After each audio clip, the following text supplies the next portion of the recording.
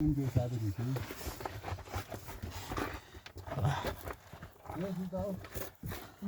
adam burada olsa Hasan abi kim adam geliştirmese böyle. Gelebilir. Niye işte? Bagala da gelebilir. Elbette oralardan ki biz redd olduk o. Bazı yerlerde oralar he. Böyle de Bəğəlinə redd olar da. Bu tunelin bunlar düz değil ha. Cüyüm qoyublar buraya. Öyle cügüm. Baha. He. O zaman şu Abbas'tan ben koyduk la bunda. Böyle ne nerede abi? Şöyle kutuldu. Yok baba daha hala dip var. Dip yol çoktu. Ahmet abi buradan bu yüzden çömbele yol gidelim da. O bizim işimizde.